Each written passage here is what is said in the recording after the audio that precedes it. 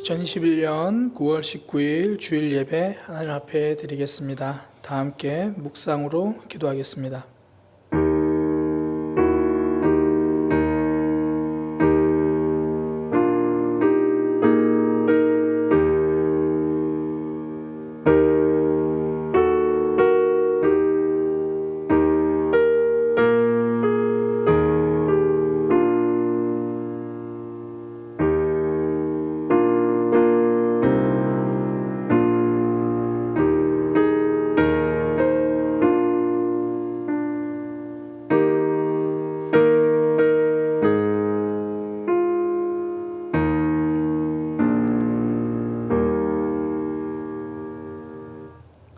하나님, 이 시간 하나님 앞에 예배하기 원합니다. 우리의 마음을 붙들어 주시고 우리의 생각을 붙들어 주셔서 온전히 하나님에게 집중하는 시간 되도록 인도하여 주옵소서. 어느 자리에 어떤 모양으로 있든지 하나님 앞에 서 있는 자리임을 놓치지 않게 하여 주옵소서. 예배를 통하여 하나님을 만나고 하나님을 경험하는 시간 되도록 인도하여 주옵소서. 예수님의 이름으로 기도드립니다. 아멘. 다 함께 사도신경으로 신앙 고백하겠습니다. 전능하사 천지를 만드신 하나님 아버지를 내가 믿사오며 그 외아들 우리 주 예수 그리스도를 믿사오니 이는 성령으로 잉태하사 동정녀 마리아에게 나시고 본디오 빌라도에게 고난을 받으사 십자가에 못 박혀 죽으시고 장사한 지 사흘 만에 죽은 자 가운데서 다시 살아나시며 하늘에 오르사 전능하신 하나님 우편에 앉아 계시다가 저리로서 산자와 죽은 자를 심판하러 오시리라. 성령을 믿사오며 거룩한 공회와 성도가 서로 교통하는 것과 죄를 사하여 주시는 것과 몸이 다시 사는 것과 영원히 사는 것을 믿사옵나이다. 아멘. 찬송가 208장입니다. 찬송가 208장입니다.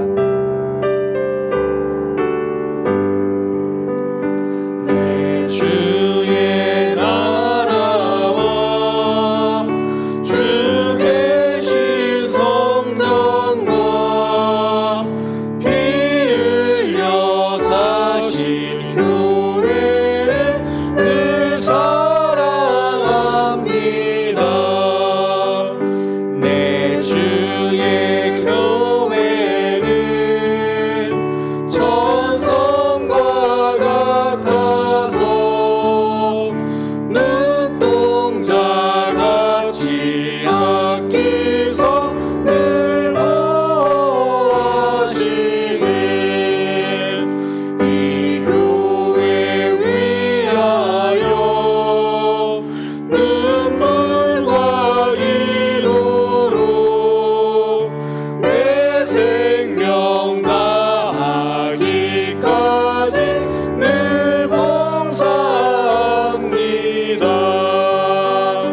성도의 교제와 교회의 위로와 구주와 맺은 언약을 늘 기뻐합니다.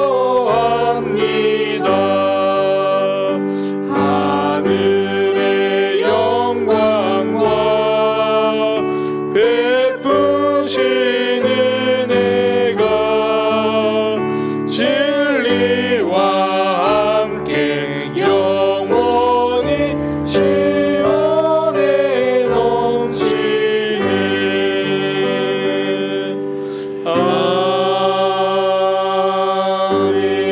아멘. 홍창호 장로님 대표 기도해 주시겠습니다. 다 같이 기도하시겠습니다. 모든 만물을 창조하시고 온 세상의 주인이 되신 하나님 아버지를 찬양합니다. 때를 따라 이른 비와 늦은 비를 주시고 풍성한 결실의 계절 추석 명절 주간 주님의 날을 맞이하여 대면으로 비대면 예배로 주님 불러주시고 예배하게 하시니 감사합니다. 이 시간 하나님께서 저희들의 심령을 붙들어 주셔서 오직 하나님 한 분만을 위해 찬양과 경배를 드리게 하여 주시옵소서. 오늘 예배를 통하여 우리의 오직 한 분이신 주님을 바라보며 또 우리의 모든 삶을 눈동자와 같이 지키시는 하나님께서 모든 성도들의 심령마다 성령으로 충만하게 채워주시고 모든 고통에서 자유를 얻게 하시고 기쁨으로 주님을 찬양하게 하시며 하나님의 말씀으로 새 힘을 공급받게 하시옵소서. 지난 한 주간도 주님만을 믿고 의지하지 못하고 내가 답을 내고 결정하며 나 자신을 의지하며 살아왔습니다. 여전히 우리 안에는 더러운 욕심의 욕망으로 하나님과 상관없이 살려고 하는 고집이 있음을 이 시간 고백하며 회개하오니 주님 용서하여 주옵소서. 우리를 끝까지 사랑하시는 하나님, 이제 추석 명절 주간입니다. 사랑의 성도들이 고향으로 내려가 사랑하는 가족들과 친족들을 만나 명절을 보냅니다. 아직도 끝나지 않은 코로나로 인해 어려운 상황이지만 모든 것이 하나님의 은혜인 것을 고백하며 모든 것을 감사함으로 누리는 시간이 되게 하시고 그리스도의 사랑으로 가족과 이웃을 축복하게 하시고 모두가 기뻐하고 즐거운 시간을 보내고 돌아올 수 있도록 오고 가는 길을 보호하여 주옵소서. 주님, 장시간 지속되는 코로나 상황으로 하나님의 임재하심을 경험하는 예배의 감동이 식어지고 있습니다. 영적으로는 무감각해지고 있는 우리의 모습들을 발견합니다. 우리를 불쌍히 여겨주시고 속히 깨어날 수 있도록 저희의 영혼을 깨워 주옵소서. 하나님의 영광을 가리지 않도록 우리의 마음을 성령으로 굳게 붙잡아 주시고 성령으로 하나 되어 말씀으로 잘 훈련된 그리스도의 참 제자로 하나님의 나라가 확장되는 곳에 저희들을 사용하여 주옵소서. 하나님 아버지, 저희에게 좋은 사랑의 교회를 허락하여 주시고 여기까지 인도하여 주심을 감사합니다. 교회가 가는 곳곳마다 복음이 드러나게 하시며 그리스도의 충만함으로 역사하여 주옵소서. 그리하여 힘있고 바른 교회가 되어 교회를 통하여 주님의 뜻이 이루어지며 더욱 아름답게 교회를 세워나가기를 간절히 기도합니다. 이 시간 단에 세우신 박명수 목사님 성령 충만으로 채워주시며 하나님의 말씀을 선포할 때에 저희들에게 듣는 귀가 열리게 하시며 성령께서 친히 말씀하셔서 듣는 모든 사람에게 깨닫는 은혜가 넘치기를 기도합니다. 세상에 나아가 살 때도 주어진 삶의 현장에서 하나님의 영광이 나타나게 하시며 많은 성령의 열매 맺고 돌아오는 모든 성도 되게 하여 주옵소서. 이 모든 말씀 우리를 대신하여 십자가에서 죽으시고 부활하신 예수 그리스도의 이름으로 기도합니다.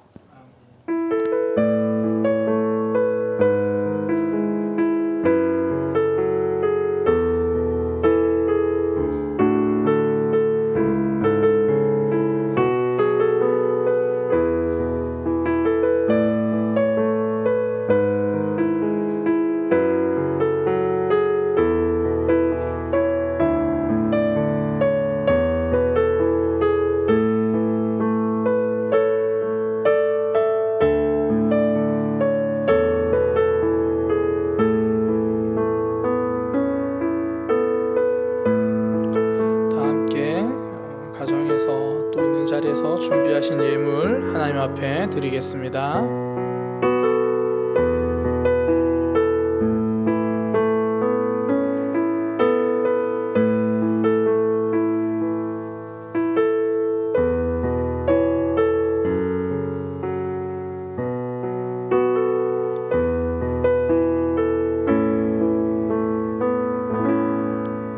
봉헌기도 드리겠습니다. 하나님 앞에 예배하며 또한 물질을 하나님께 드릴 수 있는 마음과 형편을 허락하여 주시니 감사합니다. 우리의 삶 하나님께서 붙들어 주셨고 하나님께서 인도하시며 하나님께서 공급해 주셨습니다. 그 하나님의 공급하심을 고백하는 마음으로 주님 앞에 물질을 드립니다. 이 물질이 쓰이는 곳곳마다 하나님의 사랑이 드러나고 하나님 나라가 확장되는 역사가 있게 하여 주옵소서. 이 땅을 살아갈 때에 물질이 필요합니다. 주님께서 공급하여 주시고 붙들어 주옵소서. 믿음으로 살아갈 때에 물질로 인하여 흔들리기도 하고 시험 들기도 합니다. 우리의 믿음을 붙들어 주셔서 흔들리지 않는 믿음 되게 하여 주옵소서. 예수님의 이름으로 기도드립니다. 아멘. 교회 소식입니다. 오늘 예배는 각 가정에서 온라인으로 드립니다. 아마 특별히 또 명절로 또 있는 처소에서 또 이렇게 가족들과 함께 예배하시는 분들 있으실 텐데요. 있는 자리에서 하나님 앞에 예배함으로 삶이 회복되고 하나님과 더 깊어질 수 있는 시간 되기를 소망합니다. 함께 예배한 후에 예배드린 가족과 우리 말씀 나눔 시간 꼭 진행해 주시기 바랍니다. 말씀 요약본과 또 질문지 이렇게 아마 구역 교사분들을 통해서 받으셨을 텐데요. 그래서 보시면서 함께 그렇게 말씀 나눔 진행하시면 되겠습니다. 교회에는 명절 예배 순서지가 준비되어 있습니다. 각 가정에서 명절에 기독교인들은 제사도 안 지내고 뭐해 함께 예배합니다. 그래서 명절 예배 순서지 가지고 이렇게 또 함께 예배하시고요. 벌써 서울을 떠나신 분들은 또 구역 교사분들이 아마 명절 예배 순서지를 또 파일로 아마 전해 주셨을 거예요. 혹시나 또 없으신 분들은 구역 교사분들 혹은 또 전사님께 말씀하시면 그렇게 명절 예배 순서지를 받으실 수 있습니다. 저는 전사님 연락 잘 모르는데요. 그럼 저한테 연락하셔도 됩니다. 그렇게 해서 명절에 가정 예배 드릴 수 있기를 바랍니다. 정부의 비대면 예배 조치가 끝날 때까지요, 주일 예배 외에 모든 모임을 자제하고 있습니다. 현재까지는 10월 3일까지 일단 비대면 예배를 드려지고요. 또 이후에 상황에 맞추어서 우리가 지역사회를 배려하고 사랑하는 마음으로 정부에 협력하는 마음으로 그렇게 함께 해 나갈 겁니다. 모든 성도님들이 주어진 자리에서 하나님께 예배하고 은혜 받을 수 있기를 기도해 주시기 바랍니다. 옆에 있는 지체들과 함께 인사하겠습니다. 사랑의 교회는 힘이 되는 교회입니다. 사랑의 교회가 곁에 있습니다. 제가 힘이 되겠습니다. 특별히 가정에 계신 분들 다시 한번 가족들끼리 모습 보면서 인사하겠습니다. 제가 힘이 되겠습니다. 음식할 때도 대화할 때도 제가 힘이 되겠습니다. 설거지 할 때도 제가 힘이 되겠습니다. 오늘은 집에서 설거지를 해야 될 것 같아요. 함께 하나님 말씀 보도록 하겠습니다. 오늘 집에서 밥을 안 먹어야겠다. 사도행전 16장 35절에서 40절까지 말씀입니다. 사도행전 16장 35절에서 40절까지 말씀입니다. 제가 봉독하도록 하겠습니다. 날이 샘에 상관들이 부하를 보내어 이 사람들을 놓으라 하니 간수가 그 말대로 바울에게 말하되 상관들이 사람을 보내어 너희를 놓으라 하였으니 이제는 나가서 평안히 가라 하거늘 바울이 이르되 로마 사람인 우리를 죄도 정하지 아니하고 공중 앞에서 때리고 옥에 가두었다가 이제는 가만히 내보내고자 하느냐? 아니라 그들이 친히 와서 우리를 데리고 나가야 하리라 한데 부하들이 이 말을 상관들에게 보고하니 그들이 로마 사람이라 하는 말을 듣고 두려워하여 와서 권하여 데리고 나가 그 성에서 떠나기를 청하니 두 사람이 옥에서 나와 루디아의 집에 들어가서 형제들을 만나 보고 위로하고 가니라. 아멘. 사도행전 16장 35절에서 40절 말씀을 통해 믿음은 공동체의 울타리 안에서 자란다라는 제목으로 하나님 말씀 증거하도록 하겠습니다. 믿음은 공동체의 울타리 안에서 자랍니다. 인도네시아에서는요, 고통로용이라는 말이 있습니다. 고통이라는 말은 짊어지다라는 말이고요. 우리나라의 고통이 아니고 인도네시아의 고통은 짊어지다라는 말이고요. 로용은 함께라는 뜻입니다. 고통, 로용, 함께 짊어진다. 힘들고 어려운 사람을 혼자 내버려 두지 않고 함께 짊어진다라는 그런 말입니다. 실제로요, 인도네시아는 2018년도에 세계에서 가장 기부를 많이 하는 나라에 꼽혔습니다. 그러니까 기부 순위로 인도네시아가 2018년도에 1위를 차지한 거예요. 그 2018년도에 우리나라는 60위를 차지했습니다. 2018년도만 그런 게 아니고요, 10년간 평균적으로 인도네시아는 계속 10위 안에 머물러 있었습니다. 똑같은 기간에 우리나라는 57위였습니다. 인도네시아가 우리나라보다 조금 더 가난할 수는 있습니다. 그러나 우리나라보다 더 넉넉한 마음이 있는 거죠. 잘 사는 삶이란 지갑이 넉넉한 것이 아니라 마음이 넉넉한 것, 이것이 잘 사는 삶입니다. 신앙생활도요, 잘 한다고 하는 것은 나 혼자 신앙생활 잘 하는 것이 아니라 옆에 있는 지체들과 함께 신앙을 세워가고 함께 신앙생활을 잘 하는 것, 이것이 믿음 생활 잘 하는 겁니다. 실제로 믿음은요, 함께 있으면서 자라거든요. 숲이 깊어야 그 안에서 거목도 나오는 거예요. 올해는 태풍에 큰 피해가 없이 지나갔는데, 큰 태풍이 몰아치면 간판도 떨어지고 가로수가 뽑히기도 하고 꺾이기도 하잖아요. 사실 요즘에 가로수는 웬만하면 20년 넘었잖아요. 수십 년 된 가로수도 태풍 앞에 꺾이고 부러집니다. 그런데 재밌는 건요, 숲 속에 있는 나무는 1, 2년 된 묘목이라도 태풍에 잘 꺾이지 않아요. 뿌리가 잘 뽑히지 않습니다. 숲 안에 있어서 그래요. 숲에 있는 풀들이 그 뿌리를 붙들어 주고요, 곁에 있는 나무들이 그 태풍을 같이 맞아 주는 거죠.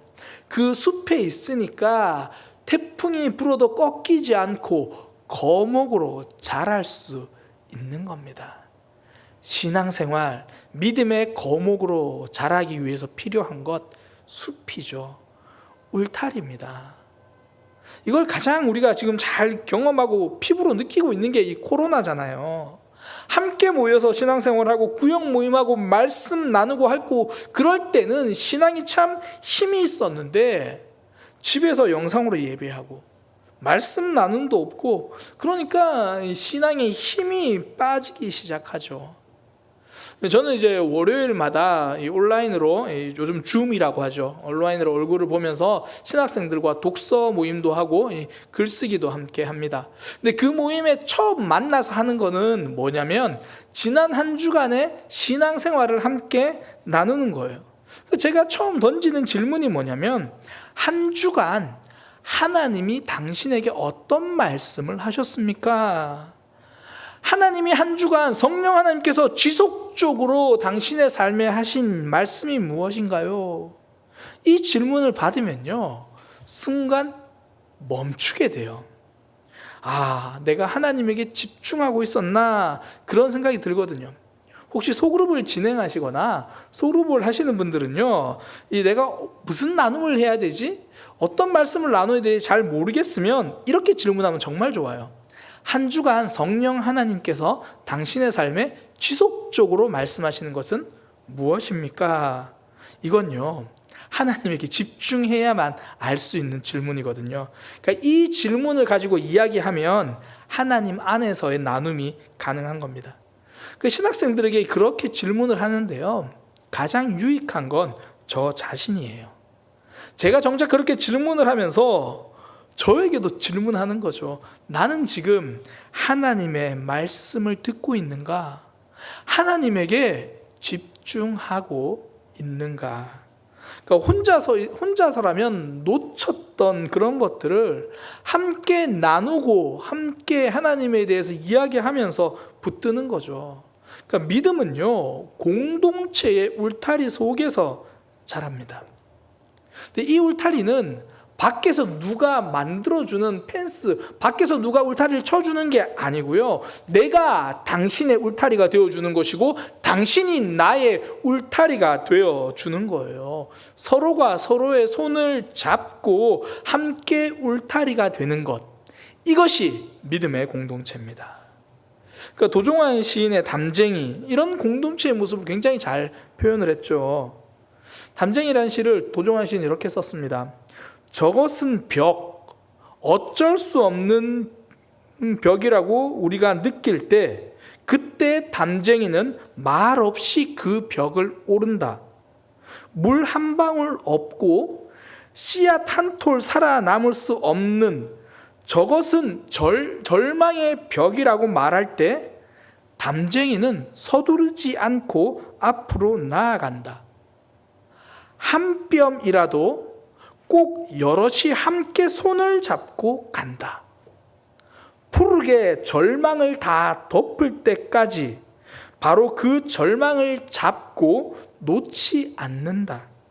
저것은 넘을 수 없는 벽이라고 고개를 떨구고 있을 때 담쟁이 잎 하나는 담쟁이 잎 수천 개를 이끌고 결국 그 벽을 넘는다. 벽에 담쟁이가 타고 올라가는 모습을 보면요, 결코 잎 하나 혼자만 올라가지 않습니다. 함께, 모두 함께 서로에게 지지대가 되어서 모두가 손잡이가 되고 서로가 사다리가 되는 거죠. 믿음의 공동체가 그렇습니다. 내가 울타리가 되어 당신의 믿음을 자라게 하고, 당신이 울타리가 되어 나의 믿음이 자라는 거죠. 서로 믿음의 울타리가 되어 함께 성장합니다. 그러면 서로 믿음의 울타리가 되어준다는 거 목사님 어떻게 하는 거예요? 오늘 바울의 모습, 오늘 본문에 등장한 빌립보 교회의 모습을 통해서 우리는 알 수 있습니다. 어떤 것이 울타리가 되어주는 모습입니까? 먼저는요, 지켜줌이에요. 내가 가진 힘으로 나만 지키는 것이 아니라 공동체를 지키는 것, 이것이 울타리가 되어주는 모습이거든요. 바울이 이제 매를 맞고 감옥에 갔잖아요. 그러니 이제 다음날 되니까 그 바울을 풀어주려고 합니다. 35절에 보면 날이 샘에 상관들이 부하를 보내어 이 사람들을 놓으라 하니, 그러니까 뭐 다른 사람들이 막 집단으로 소송하고 이런저런 소동이 있으니까 일단 뭐 사람들 앞에서 바울을 때리잖아요. 채찍질하고, 그리고 감옥에 가둬요. 그러니까 뭐 그러면서 사람들 앞에 뭐 자신의 힘을 보여주고 뭐 그런 거겠죠. 뭐 사실 그런데 뭐 바울 일행이 특별히 잘못한 건 없잖아요. 그러니까 이쯤에서 이제 풀어주려고 합니다. 뭐 그런 마음이겠죠. 이 정도면 알아서 몸살이겠지. 쓸데없이 분란 이제 만들지 마라. 알아서 잘해라. 뭐 그런 마음으로 선심 쓰듯이 지금 이제 풀어주려고 하는 거죠. 근데 상황이 역전돼요. 쓸데없이 분란 만들지 말고 그냥 뭐 잘하라고 선심 쓰듯이 풀어주는데 바울이요? 안 나가고 버팁니다. 그러니까 소위 말해서 안에서 시위를 하는 거죠. 나는 여기서 한 발짝도 나가지 않겠다. 나는 로마 시민이다. 로마 시민인 나를 재판도 안 하고 와서 때리고 감옥에 가뒀다. 이건 있을 수 없는 일이다. 책임자가 직접 와서 나를 데리고 갈 때까지 난 나가지 않겠다. 여러 번 말씀드렸지만요, 로마 시민은 재판 없이 매를 때리거나 감옥에 가둘 수 없습니다. 죄가 분명하게 가려지기 전까지 때리거나 감옥에 가두는 것, 이건 엄청난 범죄예요. 그러니까 바울이 사람들 앞에 둘러싸여서 소란할 때는 그 사실이 뭐 잘 전달되지 못했는데 이제 조용한 감옥에서 나가라고 하니까 나가지 않겠다고 하는 거죠. 나는 로마 시민이다. 책임자 데려와라. 지금 바울이 그러는 거예요. 바울이 왜 이런 상황을 만듭니까? 맞은 것이 억울해서 그렇습니까? 빌립보 교회를 보호하기 위해서입니다. 바울은요, 자신이 복음을 전하다가 매를 맞는 것, 이거 자랑스럽게 여겼어요.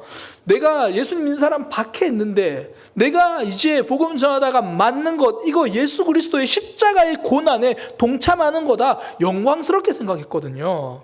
그러니까 억울해서 이런 퍼포먼스를 하는 게 아니고요, 빌립보 교회를 보호하기 위해서입니다. 사람들이 바울을 고발할 때 했던 말이 그거거든요. 이 사람들은 우리 도시 빌립보를 어지럽게 하는 사람들이다. 로마 사람인 우리가 받지 못할 그런 풍습을 가르치는 사람이다. 바울은 지금 그거 아니라고 말하는 거예요. 나는 로마 시민이다. 내가 여러분들에게 전한 복음 그거 틀린 거 아니다. 그런 거예요. 무엇보다 지금 그 도시를 이끌고 있는 상관들 직접 책임자 나오라고 하는 것, 이걸 통해서 지금 빌립보 교회 함부로 박해하지 마라, 그거 보여주는 거죠. 빌립보 교회를 지키기 위한 겁니다. 이게 가만히 보면 참 재밌는 게요, 이 바울이 로마 시민이라는 상황이 본인을 지키지는 못했어요. 바울은 매 맞을 거 다 맞고 감옥에 들어갔거든요. 그런데 그 로마 시민이라는 사실이 자신은 지켜주지 못했지만 빌립보 교회는 지금 지키고 있는 거예요. 복음은 지키고 있는 겁니다. 이게 하나님 나라의 원리예요. 예수님이 십자가를 지시기 위해서 그 십자가에 지고 계실 때, 위에 계실 때 사람들이 이렇게 말하잖아요. 너 거기서 내려와 봐라. 다른 사람은 구원하면서 너는 구원하지 못하느냐. 예수님이 내려올 힘이 없어서 못 내려오신 게 아니잖아요. 예수님은 그 십자가에 달려 계십니다. 그 십자가에서 예수님이 죽으시고 우리가 살아난 거예요. 이게 십자가입니다. 이게 믿음의 원리입니다. 내가 가진 힘으로 상대방을 살리는 것, 상대방을 지키는 것. 이게 반대가 되면 위험해지는 거예요. 교회들 가운데서 가끔씩 어려움을 겪고 문제가 일어나는 교회들이 가끔 있습니다. 그런 교회들을 보면요, 어떤 경우가 있냐면 교회의 하나됨은 못 지켜도 내 감정은 지키려고 하는 사람들이 있는 거예요. 하나님과 교회는 못 지켜도 내 자존심은 지키려고 하는 사람들이 많은 거거든요. 그런 사람들은 공동체의 울타리를 세우는 사람들이 아니라 허무는 사람들이죠. 단순하게 생각해 보면 돼요. 이 강도와 의사는 굉장히 공통점이 많습니다. 둘 다 얼굴을 가리는 마스크를 써요. 둘 다 칼을 들고 있습니다. 그 칼을 본인의 이익을 위해서 쓰는 사람이 강도라 부르고요, 그 칼을 상대방을 살리기 위해서 쓰는 사람을 의사라고 말합니다. 자신만을 위해 사는 사람은 필요한 사람이기보다 피해만 주는 사람일 수 있다는 거예요. 사람들이 하는 오해가 뭐냐면 내가 가지고 있는 거 나를 위해 쓰는 게 당연하다고 생각합니다. 이게 오해예요. 하나님의 방법은 다릅니다. 내 손에 있는 것, 내가 가진 것으로 공동체를 살리는 거죠.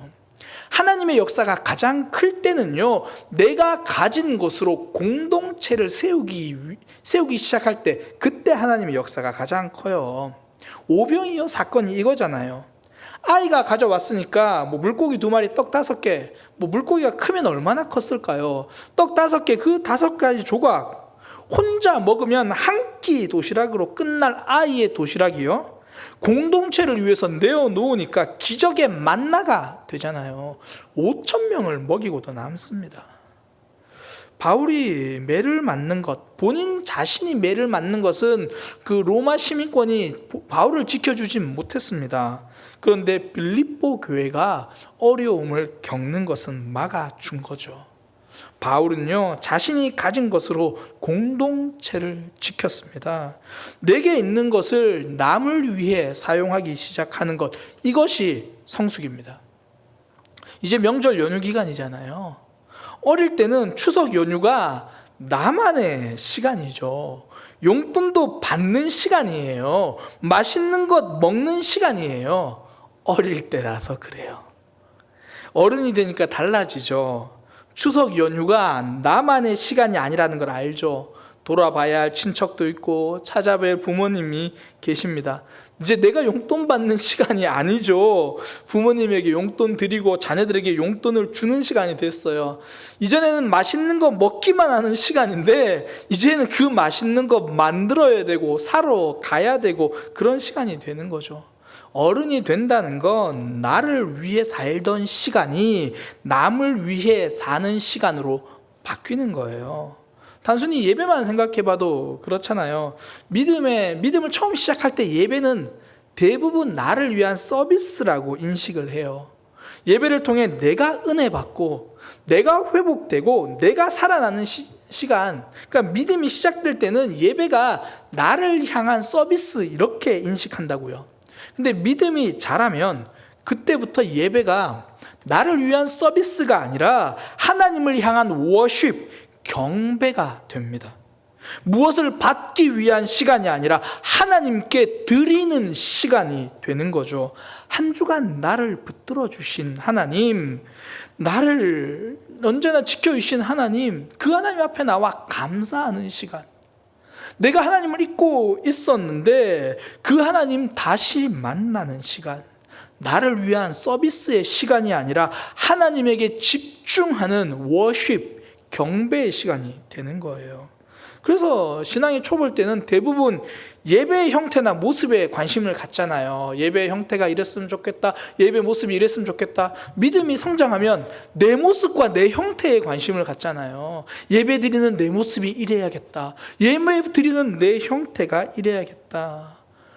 내가 회복되는 시간이긴 하지만 나를 위해 예배를 드리는 시간이 아니라 하나님께 드려지는 시간이라는 것을 아는 거죠. 공동체를 지킨다는 것 바로 이거예요. 내가 가진 것을 나만을 위해서만 사용하는 것이 아니라 공동체를 위해 사용해야 한다는 것을 알게 되는 것. 공동체를 위해서 사용하는 것. 내가 가진 기도의 시간, 나만 위해 기도하지 않고 공동체를 위해서 기도하기 시작하는 것. 이것이 공동체를 지키는 거예요. 지난주에 한 분이랑 이제 통화를 하는데 그런 이야기를 하시더라고요. 하루하루가 힘들어서, 출근하는 게 힘들어서 출근하기 전에 한 10분 정도 기도하고 이렇게 출근을 하신대요. 신앙생활 참 잘하시는 거죠. 힘들 때 기도하고. 그런데 대화하다가 하시는 말씀이 뭐냐면 본인이 중요한 걸 놓치고 있었다는 걸 깨달았대요. 무슨 말인가 했더니 대화하다가 저희 가정을 위해서 기도하지 못했다는 걸 깨달았다고 이야기하면서 그렇게 이야기를 하는 거예요. 그러니까 그동안은 내가 하루하루 사는 게 힘들어서 나만 위해 기도했는데 목사님과 사모님을 위해 기도하는 걸 놓쳤다. 다시 목사님 가정을 위해서 기도하겠다. 그러니까 내가 힘들어 남을 위해 기도를 못한 것 뿐인데 그것이 꼭 내가 꼭 해야 할 것들을 놓쳤다라고 생각하고 있는 거예요. 실제로 그분은요, 저희 부부가 안식월 떠날 때도 전화해가지고 기도 제목을 물어보신 분입니다. 안식월 기간 동안 목사님과 사모님 위해서 기도할 건데 어떻게 기도해야 할까요? 기도 제목을 알려주세요. 공동체를 위한 기도를 옵션이라고 생각하지 않는 거죠. 꼭 해야 할 중요한 신앙생활이라고 생각하는 겁니다. 지금은 이제 돌아가신 최원래 집사님, 그분이 이제 90에 넘는 연세에도 예배를 드리셨잖아요. 그리고 이제 제가 기도해 드리거나 가끔 이제 신방으로 찾아뵈면 꼭 하시는 말씀이 있어요. 목사님 바쁘신데 오시게 해서 죄송해요. 도움 받는 삶이기보다 도움 주는 삶이기를 원하시는 고백이잖아요. 나만을 위한 신앙생활이 아니라 공동체를 생각하며 신앙생활하는 것. 90이 넘은 할머니 집사님에게 신앙생활이 무엇인지를 배웁니다. 공동체를 지키는 울타리는요, 그 마음에서 나오는 거예요. 나를 위한 신앙생활을 하지만 그것을 넘어 더불어 공동체를 위한 신앙생활을 하는 것. 내가 살기 위해 기도하지만 남을 살리기 위해서도 기도하는 것. 이런 삶이 공동체의 울타리가 되는 삶입니다. 이게 공동체를 지키는 거죠. 두 번째는요, 있어주는 거예요. 지체 곁에 그냥 있어주는 것. 아무 말 없이, 그냥 말 없어도 그냥 변함없이 곁에 있는 것. 그것만으로도요, 정말 든든한 울타리가 됩니다. 루디아의 모습이거든요.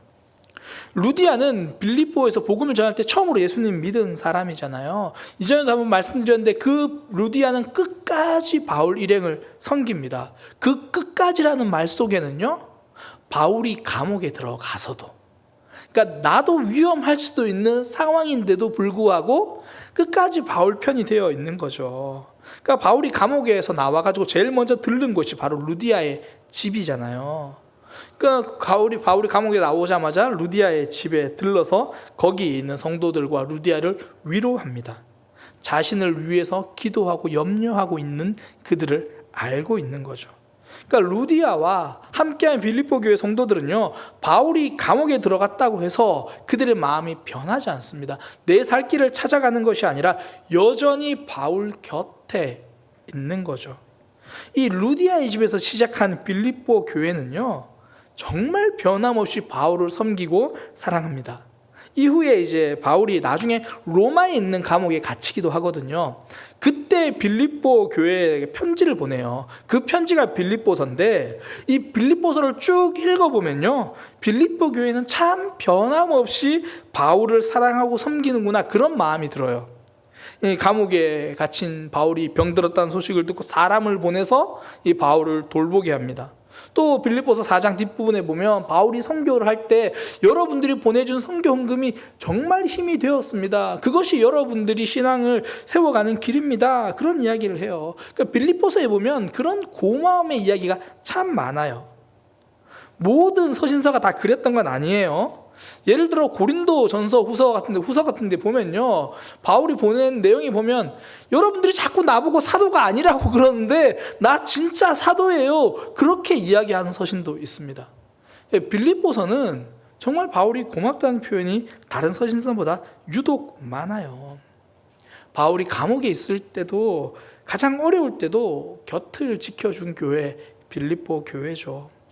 그냥 변함없이 곁에 있어주는 것, 이것이 정말 큰 울타리가 됩니다. 제가 이제 부교육자 때 경험했던 것 중에 하나가 이 곁에 있어주는 거의 힘이거든요. 이 장례식 이야기인데, 때로는 이제 부목회자인 제가 장례식을 집례하고 설교해야 될 때가 가끔 있어요. 뭐 교회가 규모가 있다 보니까 장례가 뭐 두 군데 동시에 나기도 하고 막 그런 경우도 있으니까. 그래서 담임 목사님이 장지로 못 가시고 저만 이렇게 장지를 따라가야 되는 그런 경우도 있습니다. 그렇게 한번 장례식을 끝까지 함께하고 나면요, 그 유족들이 저를 대하는 태도가 그 다음부터 완전히 달라져요. 그 전까지는 그냥 우리 교회 부목사님 사역자였는데요, 그렇게 한번 힘들 때 멀뚱멀뚱이지만 곁에 있고 나면 그분들에게는 그게 굉장히 믿음의 울타리처럼 여겨지셨던 것 같아요. 저 특별히 한 거 없거든요. 가서 뭐 집례해야 되니까 설교하고 나머지는 잘 모를 때는 그냥 멀뚱멀뚱 그냥 서 있기만 해요. 그런데 목회를 하면 할수록 참 느끼는 게 그 멀뚱멀뚱 서 있음이 굉장한 울타리가 된다라는 거죠. 특히 저는 뭐 독서나 설교 준비하느라 성도님들과 실제적으로 함께하는 시간들이 적잖아요. 또 사실 이제 우리 교회가 앞으로 성장하면 할수록 그런 시간 가지기는 어려워지거든요. 그래서 제가 다짐하는 게 뭐냐면, 장례식은 끝까지 함께 하자. 폐가 되는 것이 아니라면 슬플 때는 그냥 곁에 있자. 성경에서 말하는 게 그거죠. 로마서 12장 15절, 즐거워하는 자들과 함께 즐거워하고 우는 자들과 함께 울라. 그냥 그 자리에 있어주라는 거예요. 곁에 있어 줌이죠. 요즘 거리두기 하잖아요. 그래서 뭐 교회에서 음식 준비하고 이런 게 없어요. 근데 그전에는 추수감사절이다, 뭐 절기다 그러면 함께 모여서 음식을 준비했잖아요. 제가 그때 참 기억나는 말이 하나 있습니다. 어떤 분이 하시던 말씀인데요, 그냥 이런 얘기 하시더라고요. 목사님, 저는 그냥 이렇게 자리만 지키고 있어요. 그분은 본인 스스로 음식하는 것 안 좋아한다고 말씀하시고 음식도 잘 못한다라고 그렇게 말씀하세요. 물론 그러면서 뭐 도울 거 있으면 다 도우십니다. 근데 중요한 거는 그분의 마음이에요. 잘해서 온 게 아니라 자리 지키러 왔다라는 거예요. 교회를 섬길 때는요, 손도 필요합니다. 발로 섬기는 것도 아름답죠. 그런데 그냥 자리만 지키고 있는 것, 이거 정말 귀하고 아름다운 거예요. 좀 오래된 영화지만 이 황정민의 국제시장, 아마 한 번쯤 다 보셨겠죠? 그 영화에 보면 주인공 황정민이 이 자신의 가게 꽃분이네를, 그 가게를 팔지 않는 장면이 나옵니다. 왜 저 가게를 팔지 않을까? 주변 사람들도 저거 알밖에 하는 거 아니냐 막 그렇게 이야기를 해요. 그런데 이 마지막에 아내에게 그런 이야기를 하는 장면이 나와요. 아버지, 이제는 못 오시겠제. 이제는 그만 팔자. 그러니까 꽃분이네 그 가게를 팔지 않은 이유가 아버지 때문이에요. 흥남부두에서 철수하면서 꽃분이네 기억해라, 내 거기로 찾아갈게. 아버지가 나중에 오셨는데 혹시라도 가게가 없으면 못 찾으실까 봐 그 자리에 그냥 있기 위해서 욕을 먹어도 가게를 팔지 않는 거예요. 돌아올 때 그 가게 그 자리에 있어 주기 위해서. 이게 하나님이 우리를 향한 마음이시잖아요. 사실 한 주간 하나님을 향해서 등 돌리고 있을 때가 많죠. 기도하지 못하고 하나님을 잊어갈 때가 있잖아요. 그런데 우리가 기도하려고 무릎 꿇으면 하나님은 언제 그랬냐는 듯이 나는 여전히 이 자리에 있음을 우리에게 말씀해 주시잖아요.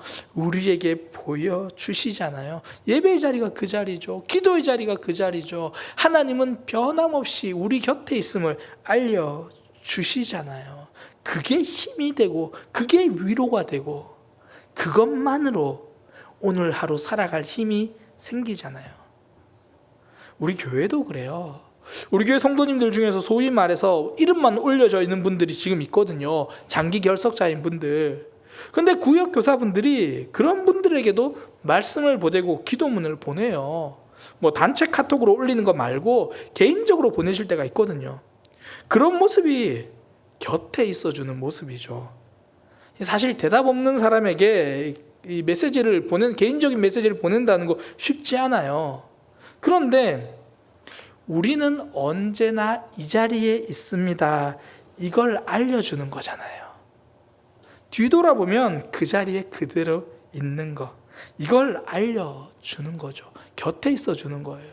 사랑의 교회는 당신에게 울타리가 되어 주겠습니다. 그거 보여주는 거잖아요.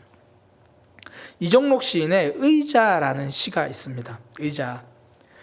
병원에 갈채비를 하며 어머니께서 한 소식을 던지신다.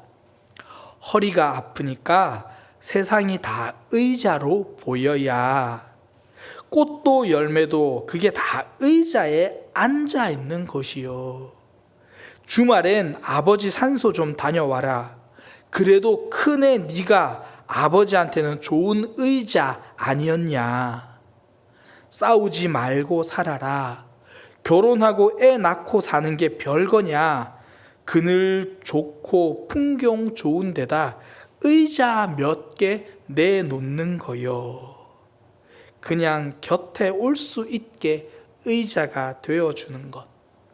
변함없이 곁에 있음을 알려주는 것. 이것이 진짜 울타리가 되는 삶이거든요. 그러니까 루디아가 그랬고 빌립보 교회가 그랬잖아요. 감옥에 있는 바울에게 의자 같은 공동체가 되어 주었죠. 무엇보다 우리 하나님이 그런 분이잖아요.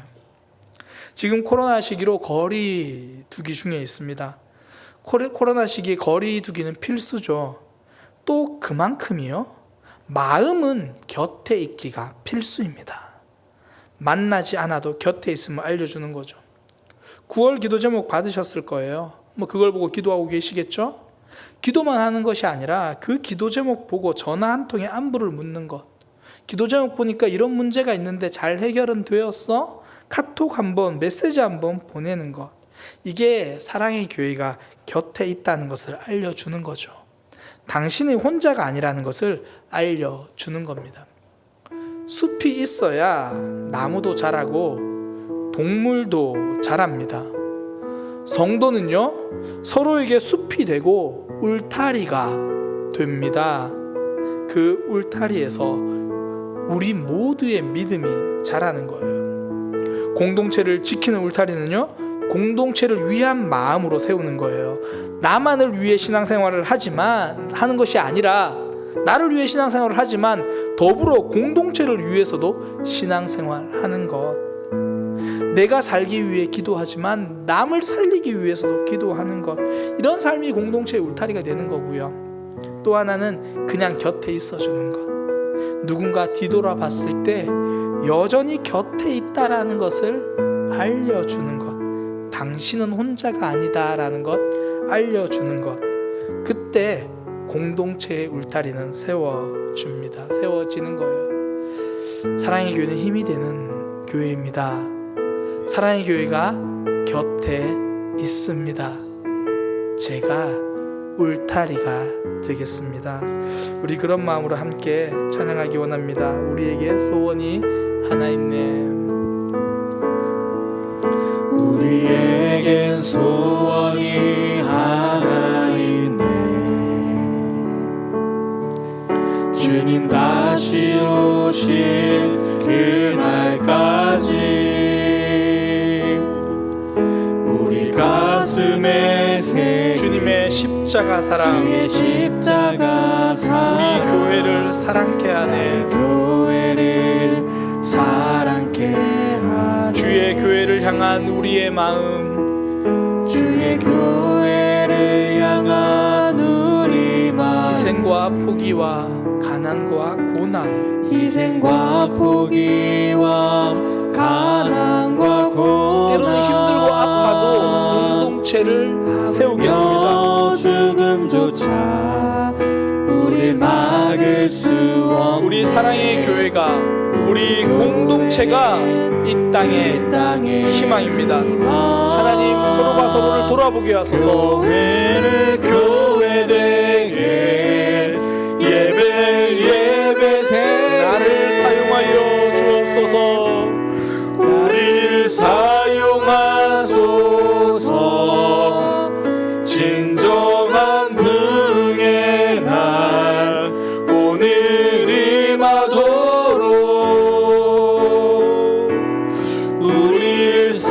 우리에게 소원이 하나 있네.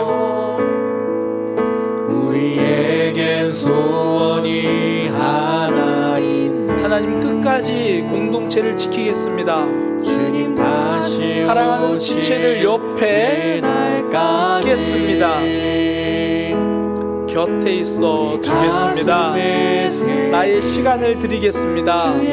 나의 마음을 주겠습니다. 나의 교회를 사랑케 하네. 하나님의 교회, 하나님이 사랑하시는 그 교회, 그 공동체를 세우기 위해서 때로는 희생하고, 때로는 내 생각을 내려놓고, 때로는 내가 가진 것을 내어놓으며 그렇게 공동체를 세워가겠습니다.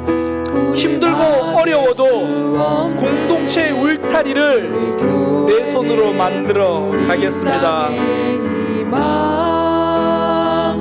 교회를 교회되게 예배를 예배되게 우리를 사용하소서.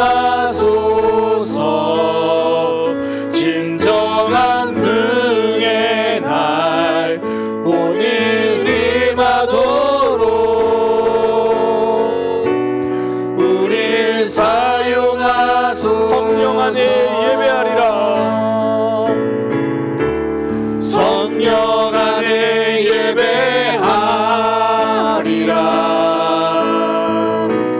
자유의 마음으로 사랑으로 울타리가 되어 주겠습니다. 사랑으로 사역하리라. 교회는 생명이니 교회를 교회되게 예배를 예배되게 우릴 사용하소서. 진정한 부흥의 날 오늘 임하도록 우릴 사용하소서.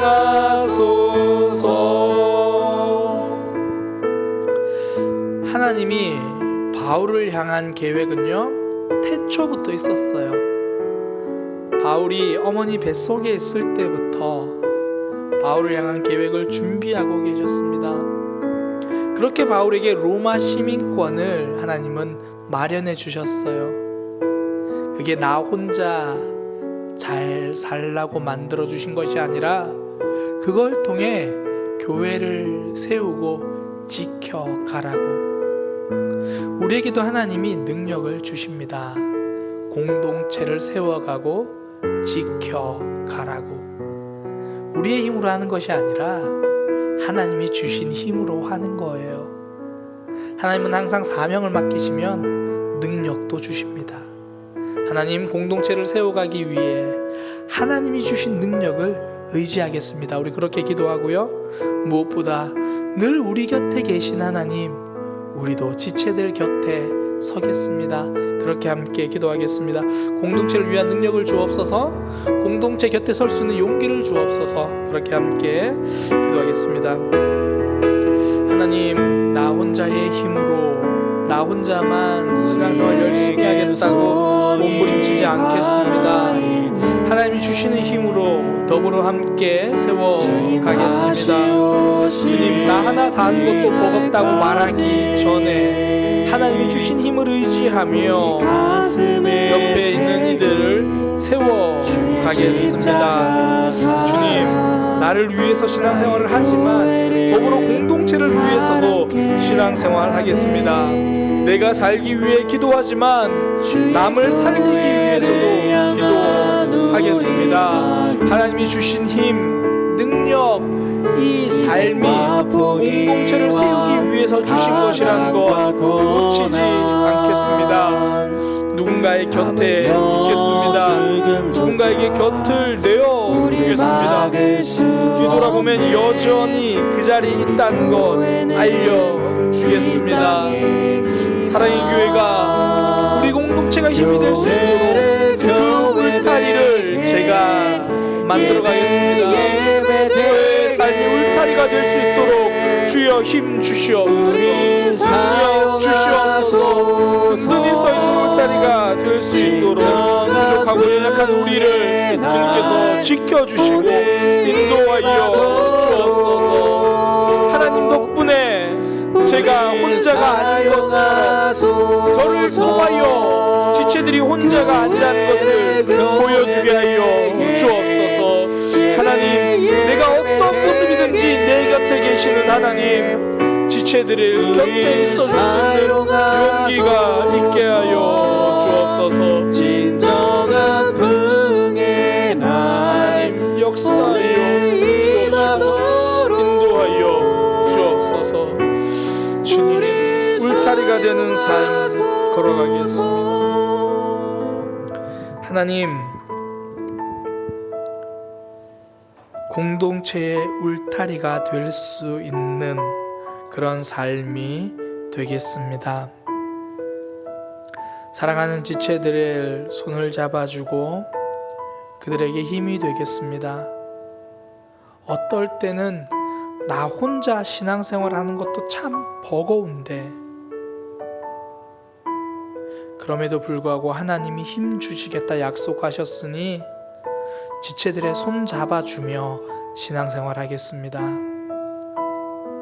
나는 너에게 울타리가 되고 너는 나에게 울타리가 되어 믿음을 세워가는 그런 하나님의 백성이 되겠습니다. 곁에 있겠습니다. 그냥 곁에서 우는 것밖에 못해도 곁에 있겠습니다. 누군가 뒤돌아보면 그냥 얼굴 보며 웃어주겠습니다. 당신은 혼자가 아니라는 것을 알려주겠습니다. 그렇게 믿음의 울타리가 되겠습니다. 그렇게 살아갈 수 있는 용기를 허락하여 주옵소서. 이제는 우리 주 예수 그리스도의 은혜와 하나님 아버지의 크신 사랑과 성령 하나님의 역사하심이 내가 공동체의 울타리가 되기로 다짐하는 모든 이들에게 지금부터 영원까지 함께 하시기를 간절히 축원하옵나이다.